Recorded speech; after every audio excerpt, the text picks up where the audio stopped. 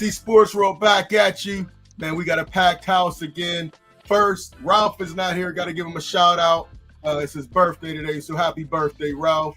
We got Claudio Rosado, Hall of Famer, Phil Moore, Westinghouse with his Crenshaw. He always rocking that blue and gold, it seemed like, man. Big Rome is in the house. Woody Has, Smoking Jim, what's going on? What's going on, guys? Yeah, got to wake Jim up sometimes, man. Listen, number to call in, 412-530-5063. A lot of stuff to talk about. Steelers sitting high, 3-1. The AFC North is crumbling all around them. Things are working out real good for them right now. I did call a 3-1 record after 4 games, so once again, I'm doing pretty good. Fellas, what's going on? Always good to be on with you guys. Always good. Always good. Yeah, Philmo, what's up with you, man? Oh, man, I'm doing all right, man. I'm loving the day. Loving the day. All right, Rum, you good? Blessed and highly favored. All right. Hey, let's jump into it, man. We already got a couple comments in here. What's good, fellas? Ella Deca, what's going on? JMD, salute, JMD. Appreciate both you guys up in here early. Claudio, let's get it started with the huddle up, man. There's so much stuff we got to get to. What's going on, Claudio? Right. Everything's good. Glad to be on with you guys. As I said earlier, typical Pirates move. Now, I don't know what happened internally, but they had one of the top pitching staffs in the game. What did they do? They fired their pitching coach, right? Which I don't get, man. You know, all they had to do was win about 82, 83 games, and they would have been in the hunt and or in the wild card and playing. And I said if the Pirates were in the wild card, they would be hell to play. Now, everybody's talking about next year, including me on Ralph's show, Sports Corner. Ralph, happy birthday. They're going to have, on paper, potentially a top 3 pitching staff, starting pitching staff. But are they going to utilize it properly? Probably not. They're going to do that system thing where the guy goes 5 innings, dip into the setup men who aren't that good. They're probably not going to be anybody good, and go to the bullpen. It's going to be the same thing as this year. I don't see them improving their hitting. It won't take much. We've talked about it numerous times. It won't take much, but I doubt they'll do it. Signing Donnie Kelly back, that's fine. I mean, again, no offense to him at all, and I'm happy for him. He's a good guy. But there's a lot of guys that they could have gotten, but they feel comfortable with him, and that's good. The general manager, not crazy about him. The stiffness, the way he comes off. Hell with that. You haven't won in 6 years, okay? Lower it. Go to work, do the right things. Don't worry about the attitude. Don't come off the way you do. There's some players out there who you can get, spend a few bucks, but they won't. Next year, this time, we're going to be talking about the same thing. They're going to win about 76 games, 77 games if they're lucky. And but they could do better, but they won't. Okay. All right. Smoker Jim, what you got for us? Hey, thanks, Lou. George Pickens! My man, George is beating up the league. And I tell you what, Luther, Coach Tomlin has a reputation of being able to get a lot out of players with not the best attitude. He had 9 great years with Antonio Brown. He had Antonio Holmes. He had 5 years with Deontay Thompson, and he was making $18 million a year. Martavis Bryant, 4 years. You know what I mean? I don't think the George Pickens decision was a Mike Tomlin decision. Don't forget, Coach Tomlin often had Broderick Jones and George Pickens over his house for dinner. Of course, the white media won't tell you that. Coach Tomlin's daughter goes to the University of Georgia, and it's because and part of the family's closest relationship with George Pickens. Hey, listen, in George Pickens' second year with the Steelers, he had 63 catches for 1,140 yards with Kenny Pickett and Mitch Trubisky. He had a league-leading 18.1 yards per catch. And I tell you what, man, I think Pittsburgh Steelers had him and DK Metcalf. You could pitch going in for the Super Bowl. And finally, Lou, I took a lot of heat by everybody. I want an apology from the whole world when I said the Dallas Cowboys got the best end of that trade with Micah Parsons. I think everybody agrees with me now. I don't agree. I don't agree with you. Well, how do you figure they're 1-2-1, Jim? I mean, they don't have a winning record. How'd they get the best right now? Green Bay, at least until that, their defense was on fire. They gave up 40 to Dallas, which I don't know what the defensive coordinator was doing. They don't have CeeDee Lamb, but you let George Pickens, tear you apart. I don't know what the defensive coordinator was doing. Micah Parsons was the winner in that trade. I think Green Bay is set to go to the playoffs. All teams can have a bad one. So I disagree with you, Jim, on that one real quick. We do got a lot of comments. We got Jamal. What up, Jamal's up in the house? What's up? AFC North is lucky. The King had 3 fumbles that cost him games. Hey, calling Butterfingers now. He can't hold on to nothing. Who the GOAT? What's going on? All right, horrible pitcher rotation. If you got schemes, he needs to go 8 or 9 every start. Facts. Holmes and Pickett were way different situations. Okay. And they have the worst defense in the NFL. Horrible take on the Cowboys. I agree. Pittsburgh versus Green Bay in the Super Bowl. Dang, okay. Ooh, wow. Listen, man, real quick before we jump into this, a lot of Steelers talk. But one thing I want to talk about that we don't talk about enough, I think, is the WNBA. So playoffs was great. I don't know if you guys saw the game last night. Got to give a lot of credit to Indiana Fever. Down Caitlin Clark. Kelsey Mitchell goes down in the 4th, and they still take Las Vegas to an overtime and lose. But Stephanie White had that team playing, man. A lot of heart shown by the Indiana Fever just to get to this point. But I think we're in for a great finals. Phoenix Mercury, Las Vegas Aces. I think it's great. But what I want to talk about is Nafisha Collier. I'm going to play a little bit of what she said. She really took it to the leadership of the WNBA. Let's listen to a little bit of it. Thank you all for your time today. I have prepared a statement that I would like to make before taking any questions. Fair use. So first of all, I'd like to congratulate the Mercury for advancing to the finals. And I want to be clear, this conversation is not about winning or losing. It's about something much bigger. The real threat to our league isn't money, it isn't ratings, or even missed calls, or even physical play. It's the lack of accountability from the league office. Since I've been in the league, you've heard the constant concerns about officiating, and it has now reached levels of inconsistency that plague our sport and undermine the integrity in which it operates.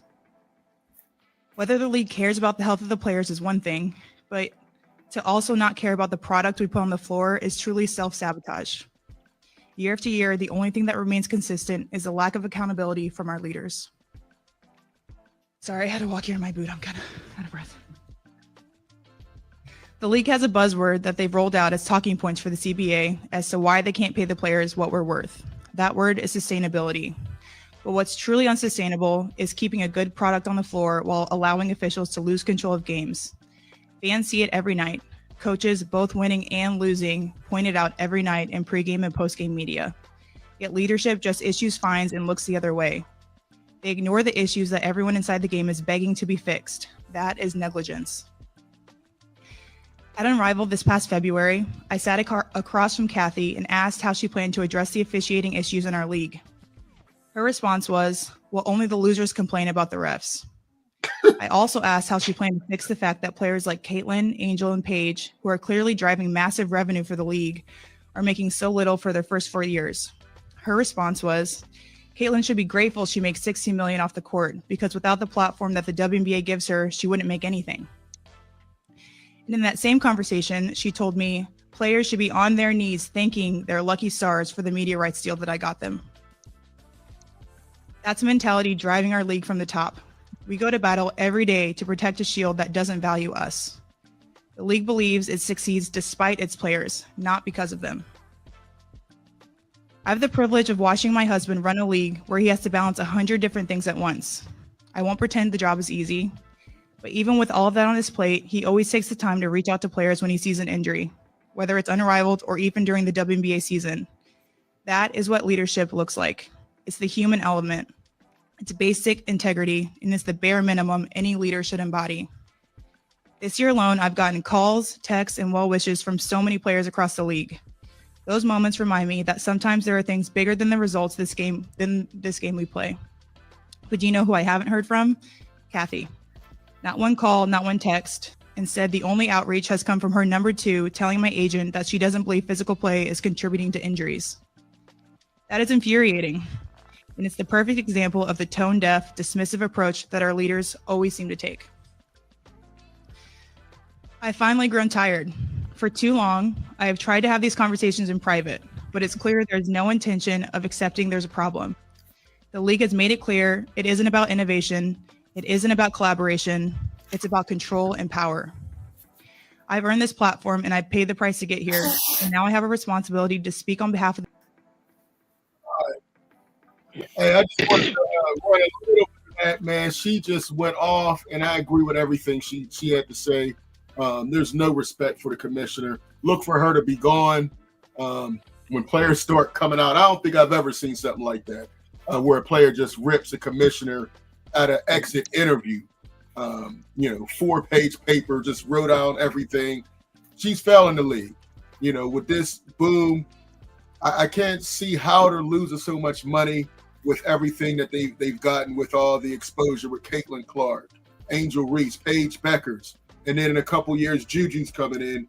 I think they need to move on from the current commissioner and change something else. But we'll see. I mean, that was interesting to me. I thought it was a great game, and then she came on with that earlier in the day. It was pretty powerful stuff. Guys, what do you think on that? Did you watch the game? Do you all watch the WNBA other than me?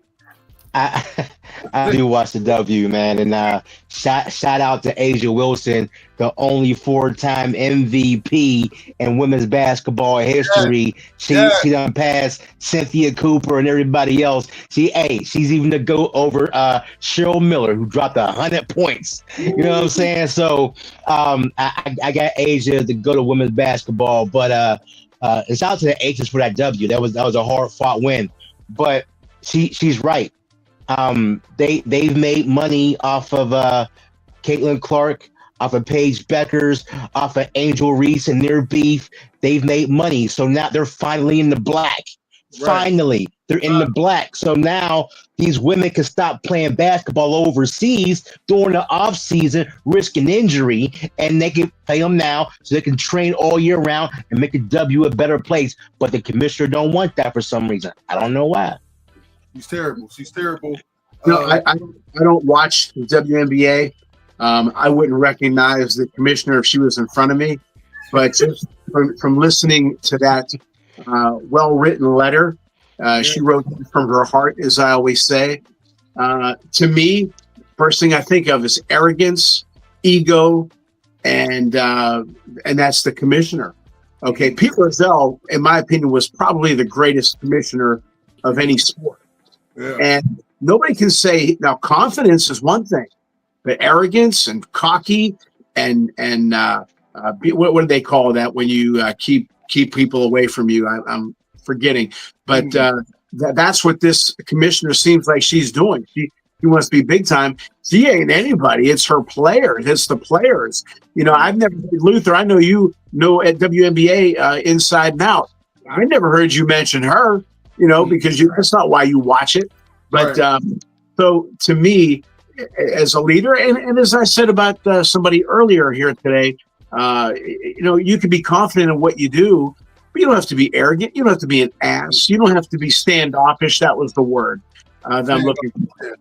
And that's what it seems like she is. And people like that, to me, are insecure. Yeah. Absolutely. Hey, Ellie, yes. Eli, yes, we do take calls. In fact, we have one now. Mark Brentley, you on the line? What's going on, Mark? Yes, sir. Hey, Mark. Hey, gentlemen, how's everybody? Oh, we're doing excellent. How's everything? What's on your mind? It's coming good. Listen, I'll make it very quick. It's three things. One, I think I witnessed the first time the greatness of the DK Metcalf. I couldn't believe his hand, but most importantly, I see why he gets all the hype because of his breakaway speed. Mm-hmm. He shifted into another gear when he caught that 80-yard or 60-yard thing, and it's amazing. So I tipped my hat off. I didn't know much about him before he came here, but I understand now why he gets the big bucks. Okay. Mm-hmm. Secondly, not this game, but I think last week, and I missed you guys. But when the Steelers played, and who was the punt returner for the Steelers that let the ball go back in the end zone? Yeah, it was the rookie Johnson, Caleb Johnson. Yeah. Well, listen, I am a Tomlin fan, but that is one thing I despise Tomlin about, because he always takes little guys and he will mention them by name at the press conference or when talking to the press as, well, he needs more development and he's a problem. DJ missed tackles. He got ran over the first couple of games. You never mentioned his name. You said the defense has got to do this. The defense has got to do that. And so I just don't like that. He did the same thing last year, and I can't remember the defensive end's name on a play. This defensive end came up and popped the receiver and hit him pretty hard, and the dude took a slow time getting up. Well, they then mentioned that in the press conference as if it was a cheap hit, or something that this guy did wrong. I don't know if they ended up getting rid of that defensive guy, but Tomlin harped on that again, and I think he may have been disciplined for that. You can't just pick on the little guys. If you're going to isolate folks in press conferences and point, then you got to be consistent about that. And so I didn't like that. And then finally, Claudio, this is for you. And I'm just curious of your opinion, but I'd like to hear everybody else's opinion. This issue that's in the news now about the Pirates fan that got drunk and fell over the railing, okay? And then they had in the news now where he's walking in hand with the guy who purchased a beer for him. And, of course, they'll get a smack on the wrist. But shouldn't we be talking about the elephant in the room on this issue? And that is a family event, and you're selling a beverage that can make you act like this, that causes this. You are responsible. You, meaning the Pirates, the management, you two sold it to him. And that takes me out of here, because you act as if, hey, this doesn't do anything, and it's okay, and it goes along with football, and it goes along with baseball. And I'm just curious your take on it, because I'm sure there's going to probably be a couple of lawsuits filed. The guys sustain, I think, some serious injuries. But what are you doing for management to pull back on the alcoholic beverages? I'd like to know your take on it, Claudia. Hey, Luke, thank you guys, man. Talk to you. All right, talk to you. Appreciate the call, man. Real quick, every show that you were on just about, you gave Luther, Jim, and myself a compliment about doing an NFL draft show, and we are working on that. So we will keep you updated on that. So anyway, as far as your question is concerned, I don't know all the ins and outs, believe it or not. The Pirates, I think whoever got him the beer, because I think the kid was a minor, if I'm not mistaken. Right. Whoever gave him the beer, you can't do that. I'm sure they went to the vendor, and the vendor probably checked the individual who was buying the alcohol. Let me see your license. He showed it to him. 23, 24, 25. Okay, here. Now he gave it to that kid. Now that is where the problem lies. So, they can sue the Pirates all day long, but I bet you that if that's the scenario that and again, I'm not well versed in that thing. All I know is that the kid fell, and they said that he had a few in him. But to blame the Pirates, I don't know. They've done a lot of wrong things, and this was one of their negative things that happened to them this year. But again, this is the scenario that I think happened.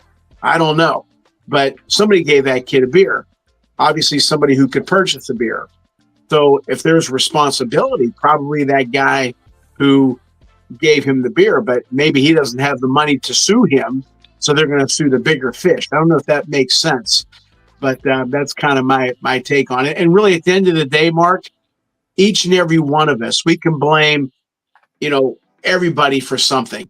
You have to take responsibility yourself. Absolutely. I know that's where I was raised. If it was my fault, it was my fault. If I made a mistake on the field or off, it was my fault.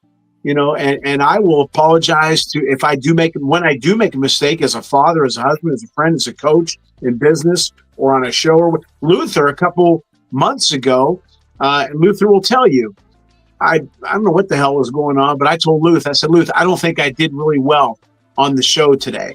I said, my fault. I said, I'll be better next time. And I think that's the problem anymore. People don't take responsibility. So I don't know if I answered your question, Mark. I think it all has to come out. And again, if he was illegal, that kid, I'm sure he didn't show his license to that vendor, and the vendor gave it to him. Hey, Claudio, that's why they're in court now. His friend who sold him the liquor is under a lot of trouble. He sold it to him, or he gave it to him? He gave it to him. He didn't sell it to him, but he bought it from the venue and gave it to him. That's why they're in court now. But you can't hold the facility there. Ring Park about it. Yeah, but the reason why they're doing that is because they're the ones with the money. What do you say, Mark? Yeah, and I just want to say this in closing, and I appreciate this. My point is that it's a family event, and my point is the bigger issue that I know we can't discuss and settle issues, but the fact that at a family event that you're having beverages around kids. So he could have bought the beer and come back in the stand and given it to a 10-year-old. My point is the fact that that kind of beverage is available at an event that's supposed to be a family-orientated event. That's my big. I hear what you're saying, more. Yeah, you're right. And before the show started, Luther and I and Fillmore, we were talking, and Luther summed up the entire conversation we were having about money.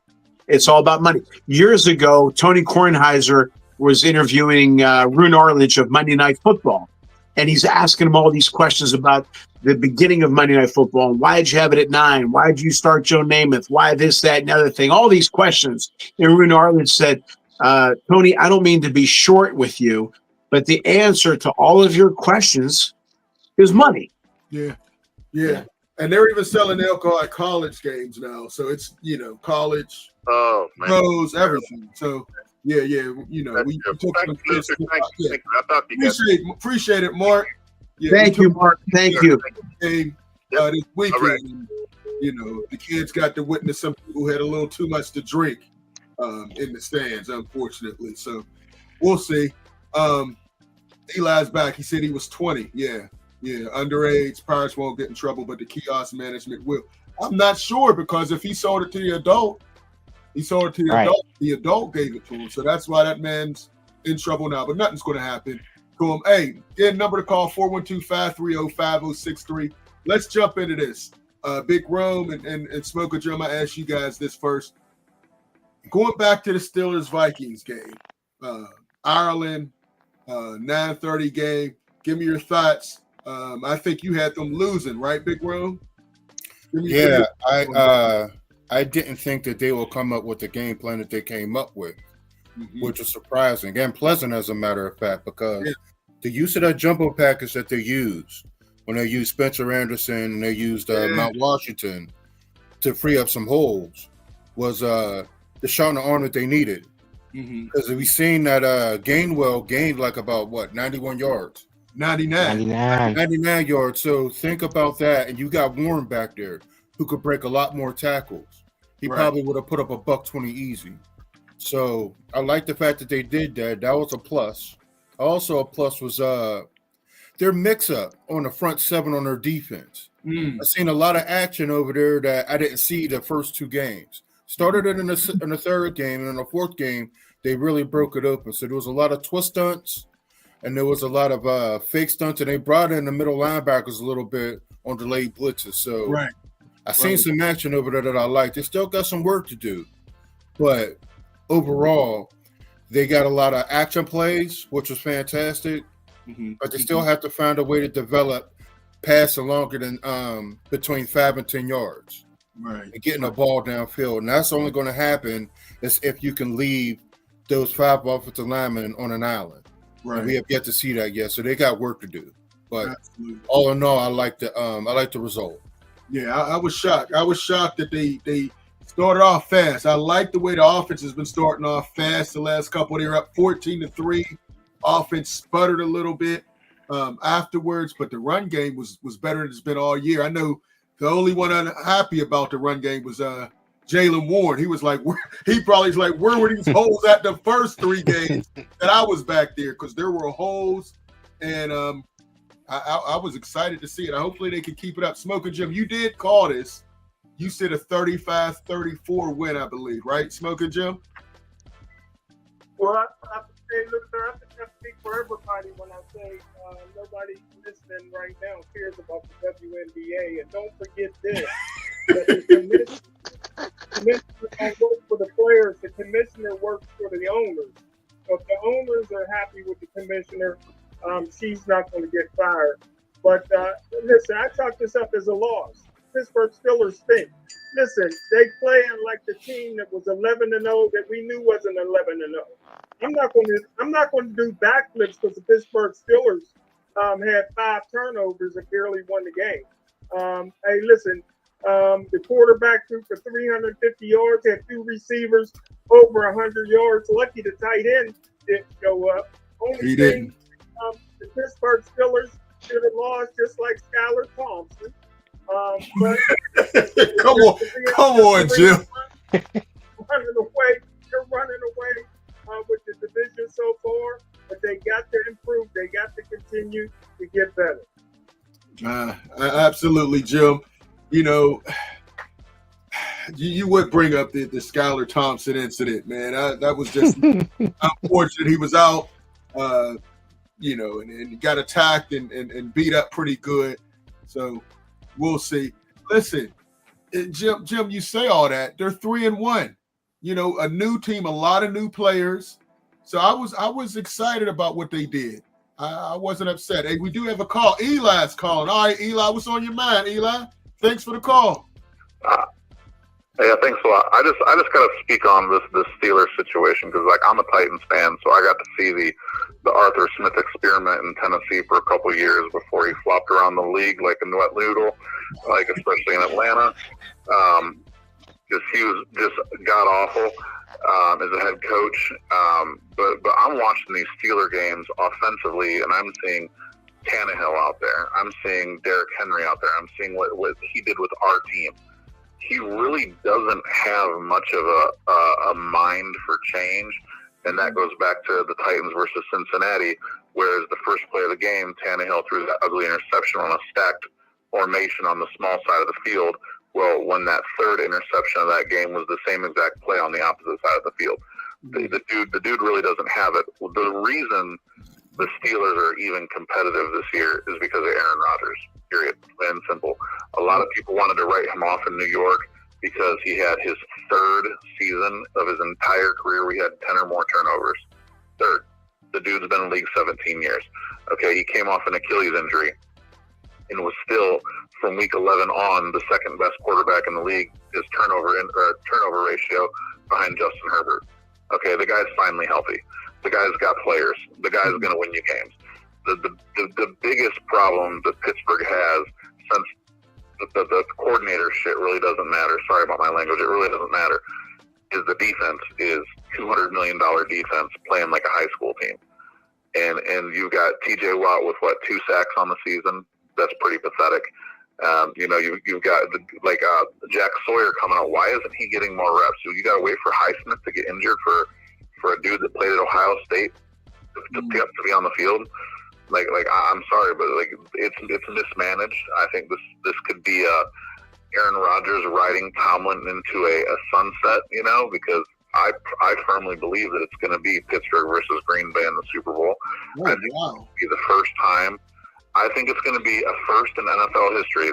It's going to be the first time a quarterback wins with his former team against the team he played in the Super Bowl against the team he was the quarterback for in the Super Bowl that he won. And he spanked Pittsburgh in the Super Bowl straight up. He had guys. Jordy Nelson was not anywhere near the athletic ability or the receiver that DK Metcalf is. Let's just put it out there. Okay, he's not. Okay, you had Jermichael Finley on his 9th season in the NFL. You got Freiermuth, who is beyond Jermichael Finley ever was. You've got 2 running backs. Now you got 3 because Gainwell is out of nowhere. They can just play, and they can all block. Aaron Rodgers didn't have a running back that could block in Green Bay until he got Aaron Jones, which was well after his Super Bowl reign. Right. After his 4 MVPs. I like your points, Eli. Question: you said you're a Tennessee fan, Titans fan? Only because of the great Eddie George. What are your thoughts on Cam Ward so far? It hasn't been good so far. I don't think Cam Ward should have been drafted in the 1st, 2nd, or 3rd round. I think a guy that quits on his team after he breaks a record and watches his team lose a bowl game from the sideline should not be ever considered to be a leader of a team. I think I'm sorry, but if I watch my quarterback sit on the sidelines and they were winning. They were winning before he went out. You're right. And then you watch your team lose. Oh, I got my record, dude. I'm cool. I got my record. You know what would have been more impressive is if you got your record, expanded on said record. Because if I want to break a record, I want to break it by more than 1. And then I want to win, and I want to show everybody I'm him. Instead of look at my stat sheet, I played at a whole bunch of low-grade colleges, and I got a big arm. I can throw it farther than everybody because my receivers are faster than everybody. If we actually watch Cam Ward play, he played in the ACC. They played cover 2. Every single team in the ACC, all they do is sit back and cover 2. Cool. Look what the Texans did against the Titans this weekend. They played cover 2, but they actually have a defensive line that can get after you. Now, crazily enough, he got sacked the least amount of times this season that he has been. I think he's garbage. I would have taken Jackson Dart first. Jackson Dart he made the Giants look like a team. Getting rid of the ball in less than 3 seconds, where you got Cam Ward holding on for 7-8 seconds, with he's got over 120 sack yards lost. Yeah, I mean that's pathetic. He's 54%. He's 50 on touchdowns to interceptions. Where in the week 4 he's got 2 TDs, man. Yeah, I don't want to give up. You sound like Smoking Jim. Smoking Jim hated him, Jim. I watched this. Okay, I watched Steve McNair do it with nobody. He did it. He went to the Super Bowl with just a running back and a tight end that was pushing 40. Okay, true. I watched Vince Young turn it around with nobody. Okay, with nobody. I watched them draft the greatest college quarterback in college football history in Marcus Mariota and ruin him. Nobody put up numbers Marcus did. Nobody was 75%. I didn't think Marcus was going to have a good NFL career. I thought it was a system. Everybody puts up numbers, at that system. Chip had a great system, but you can have a great system. The players still have to execute. We go back to Deflategate with system. Okay, Andrew Luck threw 5 interceptions. Were the Colts ever going to win a game against New England as they threw 5 interceptions? Brady still had to go out and complete passes. His receivers still went out and caught balls. Andrew Luck threw 5 interceptions. The air pressure don't matter. If you're throwing interceptions, that's because you can't play. And actually, Pagano had a very quarterback-friendly system. That was tailor made. That was tailor made to get the ball out quick because they had no offensive line. He threw the ball 5 interceptions, man. The players got to execute. The coaches actually have to coach to the capabilities of the players they have. You can't have a guy that's like, oh, I want to run a system that we ran with Joe Burrow and that we ran with Peyton Manning, and then throw Cam Ward in there and expect Joe Burrow and Peyton Manning results. I got you. Hey, Eli, man. Hey, definitely. We appreciate the call, man. We have some other ones to get to, but we have that down. Pittsburgh versus Green Bay. I like that. I like that. We're going to hold you to it, Eli. Appreciate the call, buddy. Eli, great points. Great points. Yes. Thanks. You guys have a good night. All right, you two. Call again. Except for the Green Bay Steelers thing he was on. Yeah, I do like that. Hey, Smoker Jim, you want to add something to it? You've been kind of quiet. No, as usual, most people say what I was saying in April when I took heat for saying it. So I think the whole world is saying exactly what Eli is saying, that Cam Ward is a bomb and Paxton Jackson Dart should have been the number 1 pick overall on the draft. Listen, you said Jackson Dart and Shador were number 1. I do remember that. You had 2. Yeah, and just like I'm not going to be all off on Cam Ward, I can't say that about Jackson Dart. He only played 1 game. 1 game. And he only threw for 100 yards. Well, you talk about people blowing up over that. Jeez, man. Scottaboo. Hey, Scottaboo, listen, I said I wanted the Steelers to draft him. I was on a campaign. And they let him drop to the 4th round. They picked Caleb Johnson in the 3rd round. That was a disaster. Imagine what they would look like with a Scottaboo in the backfield and Ward. And after a few more games, you'll say you wish they had drafted Jackson Dart, too. Yeah, well, we'll see. This quarterback draft is not looking so great so far, but it's early. So we'll see. Anybody else want to add these thoughts? We go to the next topic. Hey, I think we all were wrong. I think we all picked the Vikings other than Jim. Yeah, we all picked the Vikings. So I'm glad I was wrong about that. I'm happy about that. We are now seeing the defense actually gel, because think about it. They haven't been healthy. We still haven't seen a full healthy unit. Still not healthy. Yeah, right. Hey, we got JPJ still nursing the hamstring. We now have Ramsey nursing the hamstring. Deshaun Elliott's first game back. Highsmith, who's our best run-stopping linebacker, people. He was ranked 7th out of all edge linebackers but he's in the league. Can't help the club when He's they're in the always. He's always. And don't be surprised if he's on a trading block to try to get some more offensive weapons. I mean, Nick Herbig has been on fire since he's come in. He was a beast this last game. But Nick also can't set the edge. He's not ready yet. Now he can pass rush. His pass rush is going up, but he can't set the edge yet. You're right. He's not there yet. But one thing you got to remember, he's cheaper, he's younger, and he's going to be looking for a new contract soon. So he's going to get it. He's going to get it. Or Pat Freiermuth could be moved to try to get another receiver in. I mean, that's just a lot of rumors I'm hearing. I'm hearing Chris Olave. Yeah. I'm hearing. I mean, Tyreek Hill is now off the table. So. Yeah, Tyreek. Yeah, that was a nasty injury, man. Nasty injury. His leg was hanging the wrong way. I thought something was wrong with my TV.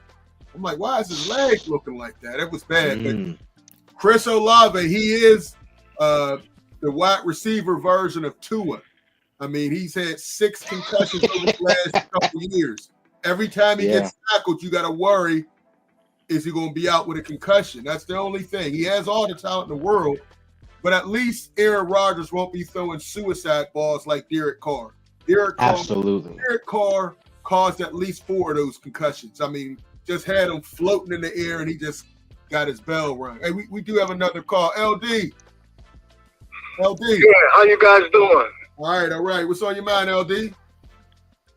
Just a couple things about the Steeler game. When I call your show, I usually always say the Steelers, if they score 24 points a game, they can win the game. You do. In that game, they scored 24 points. They played good defense, and they won the turnover battle. Yeah, until the end. If you continue to do that, they're going to be a decent team. What do you guys think? I agree, but again, game was on the line. The Vikings had the ball at the 2-yard line. They give up an 80-yard ball, a blown coverage, and it's a good thing that Peyton Wilson can run a 4.2 because he tracked down Jordan Addison. Jordan Addison, Smoking Jim's guy. I thought he had more speed than that, but he got tracked down pretty good. Might have been the play of the game. I mean, the effort that he showed on that play was pretty good. One thing I didn't like was Jabril Peppers did not hardly get any snaps that game. Chris, it seemed like Clark was out there a little too much for me. I would like to see Peppers get more of his minutes, in my opinion. But the defense was great for most of it, but just the very end, they kind of tailed off a little bit. So we'll see. And the two calls, I did want to get in this. Fourth, I think they were at the 5-yard line. It seemed like Tomlin was going to kick the field goal, and Aaron Rodgers talked him into going for it, and they do a run with Gainwell. I thought that if you were going to do go for it on fourth, I would have liked to see the ball in Aaron Rodgers' hands and him throwing it up to DK Metcalf. I mean, who's going to stop him? Right. Have one-on-one, throw it up, let him jump and go get it. I thought that's what they were going to do. When they ran it, I knew they weren't getting it. And then they had a 4th and inches towards the end of the game. They just did the worst tush push I ever seen in my life with Dwayne Washington and Aaron Rodgers. Connor. They're on his, in the backfield. I would have liked to see them go for it on 4th and inches instead of punting the ball back to the Vikings. Two things. LD, what else you got? Yeah, still his number 1 draft choice, Johnson. I thought he had more speed than he's been showing. Third round pick, Caleb Johnson. Yeah, he wasn't a speed back. He was more of a power guy. I haven't even seen the power though. Yeah, I haven't seen much out of him either. LD, I have to admit, I have not. We need to see him get like 10 carries or more. If you get 10 carries or more, we could probably see something. But having 3 and 5 carries a game, 1 carry a game, we ain't gonna see nothing. We're not. We saw him get a bunch of carries in the preseason. He looked slow there. Now in the regular season, he looks even slower. I'm off him as well. He doesn't have it. It was a bad pick. They should have listened to us and picked Scatterboo. They would be in much better shape. This guy doesn't have it. I'm not sure how much he understands the game. In midget leagues, which we go to, guys know you have to get the ball on a kickoff. You don't just let it sit in the end zone. I mean, so I don't know, man. LD, what else you got for us? Just one question about the defense. Overall, you think the defensive team is a lot faster and quicker this year than, say, last year? I would say so. I would definitely say so. I mean, Jalen Ramsey on the team automatically. He's a hitter. He knows where he needs to be. I think so. Even I think the young defensive linemen, I've seen them make tackles running down running backs. Derek Harmon, Y.A. Black. I think they're, they added some youth and some more skills. So I do think they are a lot faster getting to the ball in a group. So I do like that, in my opinion. Anybody else? Rome had a point last week that the defense was too complicated. And the report is they simplified the defense. That makes people play faster. Right. So I think part of it too is that familiarity. Once you get into it, along with the simplicity of whatever they did over in Dublin, you got people like Wilson. You get into the midst of playing over and over and over again on this new season, it'll become clear. So once you know the situation, then you become faster because you're not thinking about it. So hopefully the combination of those two help. Great point, Rome and Fillmore, for sure. Great point. When you have to, Bill Robinson, the old pirate used to say, when you think long, you think wrong. React. That makes you faster. Great points. All right, LD, your thoughts? Remember the number 24. Enjoyed the show. Number 24? All right. 24 when the Steelers play. That's their mark. That's and their they'll mark. win the game. 24. All right, 24. All right. Thanks, LD. Hey, let's jump into a couple other things as we're kind of running out of time. We got Who the Goat put another comment. Wilson is not a middle linebacker. I think he can be. He still struggles against the run. He's more of the pass coverage middle linebacker, but it's only his second year. I think he can grow in the position. Jim, that's your board. Who the Goat said he's not a middle linebacker. Well, in today's football, there's only three things they look for a middle linebacker to do. Sack the quarterback, he's excellent doing that. Cover the receivers and tight ends, he's the best in the league at that. And make tackles, and that's something that's coachable. Jim, what you said sacking the quarterback. How many sacks does he have? Well, he should have 4, but he only has 1. Exactly. But I'm telling you. Come on, Jim. He's going to be a sacker. He's going to be one of the. He will be a 10 sack a year guy. Oh my gosh! All right, stop, Jim. He's not going to be a 10 sack. Jack Lambert and Nick Bonacani. You tripping, man? You tripping, Joe? You just got to get your feet in the right position. Nobody can go head up with a 325-pound guard. If a guard loses to a linebacker, he's going to sit the bench. So it's the angles, and that's something that you can coach. And you don't sit a guy on the bench with that kind of talent. You coach him up off of film. Yeah, but he also has to make the tackles that are there to be made, and he's missed quite a lot of them. He led the team with 13 tackles and 2 tackles for losses. I mean, what more you want? I'm not mad at his take, to be honest with you.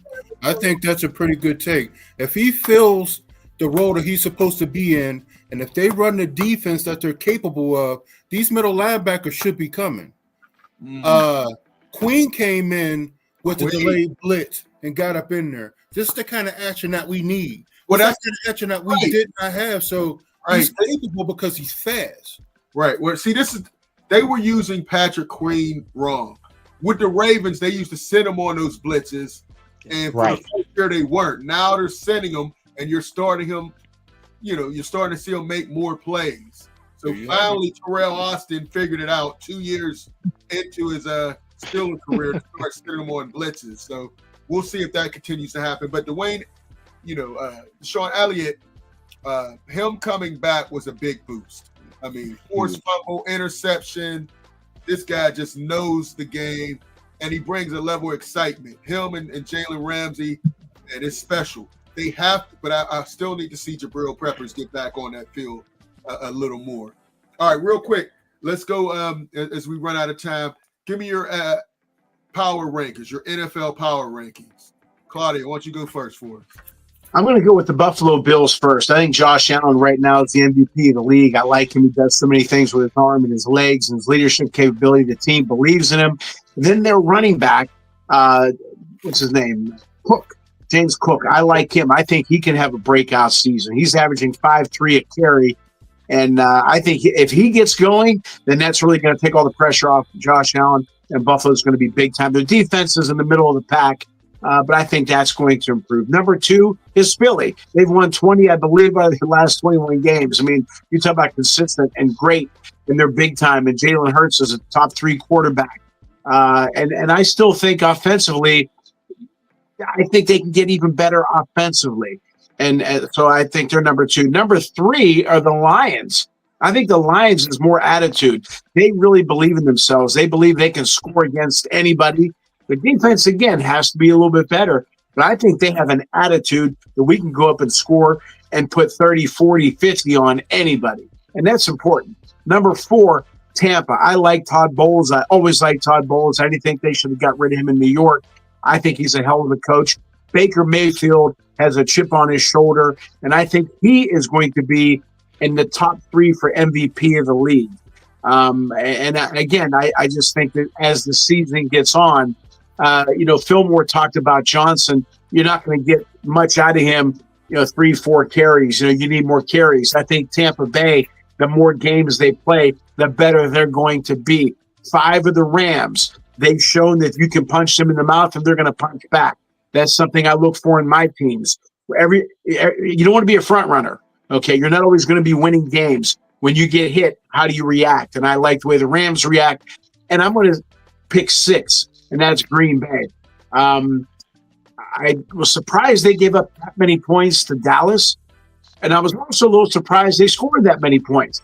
But so I think that they're one of those teams that are dangerous. You don't want to play them in the playoffs, but I have them as my 6th team. But right now, I think Buffalo is the best. Okay. All right. Cool. Eli's back. He said Hurts is the only quarterback without an interception. Yeah.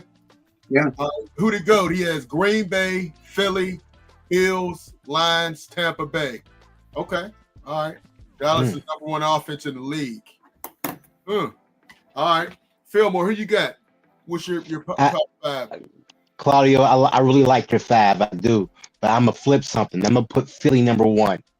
And for some reason, I know A.J. Brown, he's disgruntled, but I don't know if you're going to trade him or if he's just going to buck up and play. But, man, I got Philly as number 1. I do got the Bills as number 2. Everything you said, man, high-powered offense. Josh Allen has been playing lights out. He's a problem. He's a freaking problem. Number 3, I do have Detroit. Detroit is my Super Bowl representative of the NFC. They are going to the Super Bowl. Detroit is going to the Super Bowl. A team that ran the table backwards will finally make the Super Bowl and win it. I'm going to call the dub, too. I'm going to say it right now. I'm going to call Detroit for the dub. Wow. Number 4, Indy. Yeah. I don't know. Daniel Jones. I don't know what's going on. Yes. Right. Hey, listen, right? This is the information we have right now. If something changes, I'll update the information. But for right now, he's playing lights out, guns out. That's my guy. And number 5, with the addition of Xavier Worthy. Oh my gosh. The Chiefs look like the Chiefs again. At 5. All right, Eli has the Eagles, Bills, Lions, Chargers. Nobody said Chargers. No, and the Rams at number 5. Wow. You like them West Coasters. Right. I got mine. I'm kind of like you. I have the Eagles. I have the Bills, number 2. Green Bay, number 3. I would have had them number 1, but giving up 40 to Dallas, I can't. Without CeeDee Lamb, I can't do it. Number 4, Dallas. The Lions are ready to go. That first hiccup at Green Bay seems like they got everything together. What they did to Baltimore, they're ready to go. Luke, you picked Philly because they have an Italian coach. There you go. Of course, Claudia. You know it. All right. Rams are winning games they shouldn't be. Yeah. Big Row. I got Philly with number 1. Okay. They haven't lost a game, and you don't dethrone the champs. I don't believe in that. Yeah. They still have the potential to do things, even though that they are not running on all cylinders at this point. So I still got Philly at number 1. I got Buffalo number 2. Okay. I think Josh Allen has the potential to win back-to-back MVPs. So I like what they're doing up there, especially their offense. Right. At Detroit number 3, they turned it up a notch last week, and this week they just look scary at this point. They're running on the motors when they had both of their coordinators last year. So they're looking pretty scary. I like the uptick of the Rams, and I'm placing them at 4. I like what they're doing right now, and I always believe in Stafford. So as long as Stafford does well, they are in motion to do some things. And my number 5 team is Green Bay. They had a hiccup, but past that hiccup, I don't expect them to be putting up 40 points or giving up 40 points to too many people anymore. So I think once they get the ball rolling defensively, they're going to be really scary. Okay. All right, Smoky Jim, what you got? Well, I never got the email, but off the top of my head, I got to agree with you guys that Philadelphia Eagles number 1. Clearly, the San Diego Chargers is number 2. I like the Pittsburgh Steelers as number 3. I like the Baltimore Ravens as number 4. Ravens?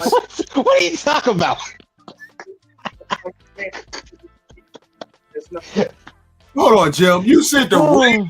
Ravens are 1-3, and Lamar Jackson is hurt with a hamstring. I like the Baltimore Ravens. Top five, yeah. Jim, you got to stop drinking before you come on the show or smoking or whatever you're doing, bro. That's ridiculous, We'll bro. see at the end of the year. Hopefully, you remember all the negative things. I mean, this is crazy, Jim. You've I been mean, apologizing the last few weeks. I won't so be- You might want to quit saying negative things about me. you might want to start saying things that make sense, Jim. Come on, man. All right, we got Frank Jackson is in there. He says Detroit is 1, Green Bay 2, 3 Philly, 4 Kansas City, and 5 the Bills. Wow, you got the Bills. Bills. Frank, Oh, okay. you All right. one of 2 undefeated teams. You Okay. got them 3 and 5. Okay, you got a lot of love for Detroit. All right, I just think, yeah, we'll see. We'll see. And the last thing we want to get to, man, I was disappointed to see what happened to Bud Crawford, man.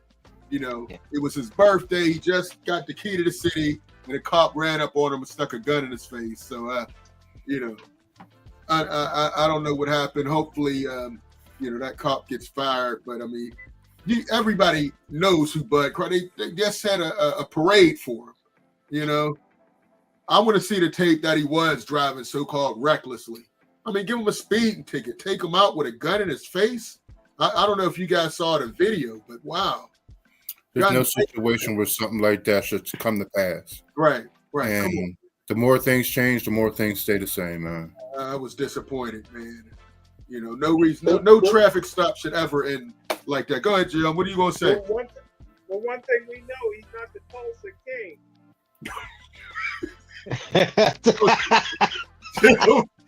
Jill, holy Jill would say that. All right. Hey, real quick, next week they the Steelers have a bye, 3-1. The AFC North is in shambles. Joe Burrow's out for 3 weeks. 3 months, I think. Lamar Jackson has hamstring issues. The Browns are the Browns. They're bringing up Dylan Gabriel. Real quick, you guys think Shedeur Sanders will get a start at Cleveland? Or do you think somebody may make that trade for him? I think that towards the end of the year, once they see that old boy who's going to start this week, once they find out that that's not going to work out, they're probably going to throw him in towards the end of the year.